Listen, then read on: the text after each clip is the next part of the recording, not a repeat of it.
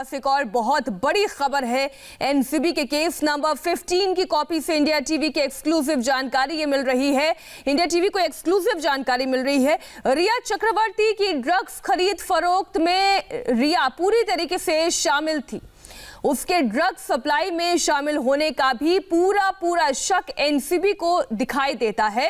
इस कॉपी में यह भी कहा गया है कि रिया के ड्रग्स लेने के सबूत भी एनसीबी को मिले हैं। बहुत बड़ी खबर है, हम सीधा रुख कर रहे हैं जयप्रकाश का। यह बहुत बड़ी खबर है, रिया के ड्रग्स लेने के सबूत भी एनसीबी को मिले हैं।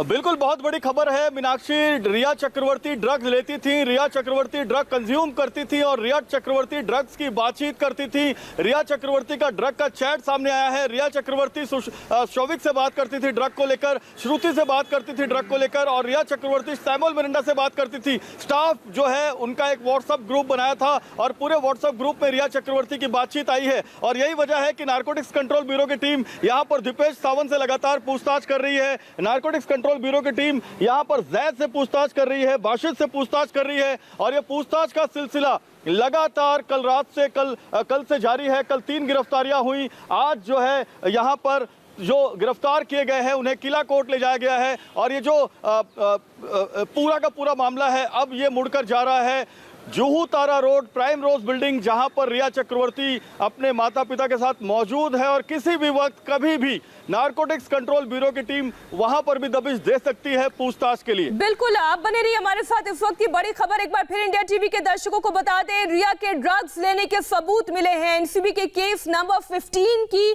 कॉपी से यह बड़ा खुलासा हुआ है। वो कॉपी इंडिया टीवी के पास है। रिया चक्रवर्ती ड्रग सप्लाई में खरीद फरोख्त में ना सिर्फ शामिल थी, बल्कि एनसीबी के पास इस बात का भी सबूत है कि रिया चक्रवर्ती खुद ड्रग्स ले रही थी। ज्यादा जानकारी के साथ अभय पराशर हमारे साथ जुड़ रहे हैं इस खबर पर। अभय, ये बहुत बड़ी बात है क्योंकि अभी तक डिनाई कर रही थी, डिनायल मोड में थी रिया चक्रवर्ती की वो ड्रग्स नहीं लेती है, ड्रग्स से उनका कोई लेना देना नहीं है, लेकिन खरीद फरोख्त के अलावा उनके ड्रग्स लेने के भी सबूत एनसीबी को मिले।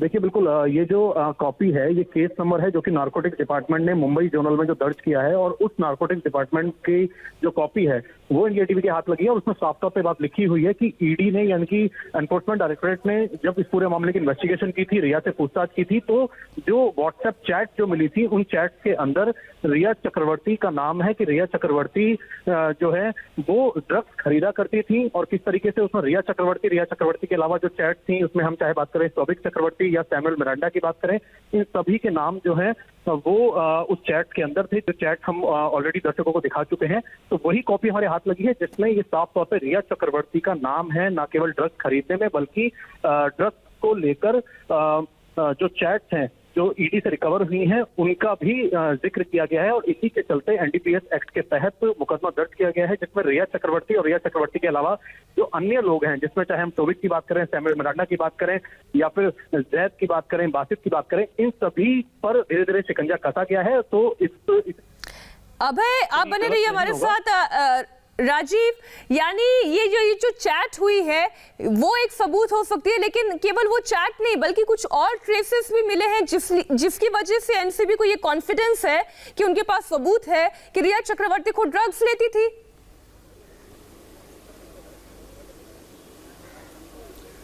बिल्कुल, देखिए जिस तरह से लगातार रिया चक्रवर्ती सिर्फ सैमुअल मिरांडा ही नहीं बल्कि शौविक अपने भाई के साथ व्हाट्सएप चैट पर उनके कन्वर्सेशन सामने आए थे, इसके अलावा दूसरे लोगों के साथ जो व्हाट्सएप कन्वर्सेशन सामने आए थे, उससे एक बात साफ था कि वो सिर्फ खरीद फरोख्त से ही नहीं जुड़ी थी बल्कि उसके सेवन से भी जुड़ी हुई थी, क्योंकि उसमें उसकी क्वांटिटी से लेकर उसकी ब्रांडिंग यानी कि कौन सा ड्रग्स है, कौन सी क्वालिटी का ड्रग्स है, कितना उसका इम्पैक्ट होता है। जैसे उनका एक व्हाट्सएप चैट आया था कि हाई क्वालिटी ड्रग्स, जिसमें उन्होंने लिखा था, और उन्होंने उसमें एक लाइन ये भी लिखी थी कि मैंने इतनी क्षमता का ड्रग्स नहीं लिया है। यानी कि अपने आप में वो एक लाइन जो थी वो ये बात एस्टेब्लिश करती है कि वो कहीं ना कहीं से ड्रग्स को कंज्यूम करती थी, इन्वॉल्वमेंट था। अभी एक और गाड़ी हम देख रहे हैं इंडिया टीवी पर, आप ये एक्सक्लूसिव तस्वीर देख रहे हैं। अभी एक और गाड़ी जो है बांद्रा स्थित घर से, सुशांत के घर से निकल रही है। हम इसमें केशव और नीरज दिखाई दे रहे हैं। इस वक्त की बड़ी खबर, आप ये तस्वीरें देखिए। केशव और नीरज, जो सुशांत सिंह राजपूत का स्टाफ रहा, वो अभी अभी यहां से निकलता हुआ नजर आ रहा है।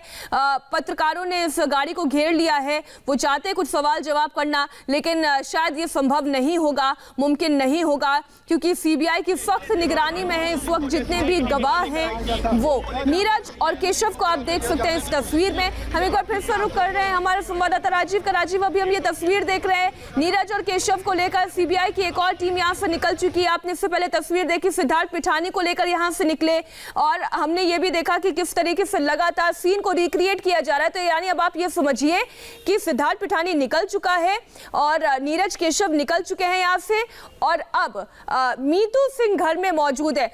अभी एक बड़ी खबर किला कोर्ट से भी आ रही है। शौविक के वकील सतीश मान शिंदे इस वक्त किला कोर्ट में दलीलें दे रहे हैं अपने क्लाइंट्स की ओर से। शौविक की वकील इस वक्त कोर्ट में मौजूद हैं, क्योंकि आज शौविक की रिमांड को लेकर एनसीबी ने ये मामला कोर्ट के सामने रखा है। सीधा रुक कर रहे हैं जयप्रकाश का। राजीव भी हमारे साथ जुड़े हुए। राजीव, शौविक के वकील इस वक्त कोर्ट में दलील दे रहे हैं, क्या इंफॉर्मेशन अंदर से आ रही है, क्या दलीलें आ रही हैं?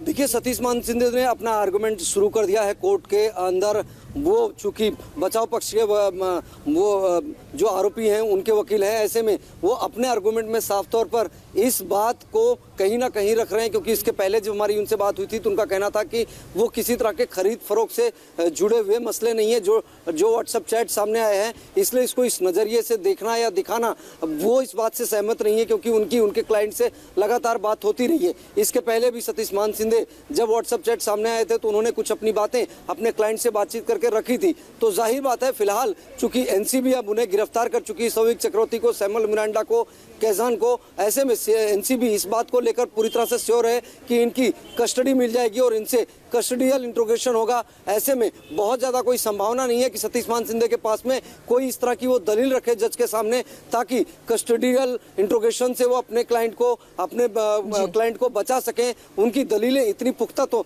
नहीं होगी, क्योंकि उसके बाकायदा एविडेंस मिले हैं, सबूत मिले हैं, और वो जग जाहिर है। तो जाहिर बात है, कुछ ना कुछ वो कोशिश जरूर करेंगे कि जो रिमांड लेने की कोशिश होगी। राजीव, आप बने रहिए हमारे साथ। तो ये दो तस्वीरें आप देख रहे हैं। पहली तस्वीर, किला कोर्ट में शौविक चक्रवर्ती और सैमुअल मिरांडा को पेश किया गया। शौविक चक्रवर्ती की रिमांड के लिए इस वक्त एनसीबी कोशिश कर रही है, और सतीश मान शिंदे जो कि शौविक की तरफ से वकील हैं, वो बचाव के पक्ष में दलीलें दे रहे हैं। तो वहीं सीबीआई की एक टीम इस वक्त रिक्रिएशन करी। एक छोटा सा ब्रेक, हो रहे हैं फौरन हासिल।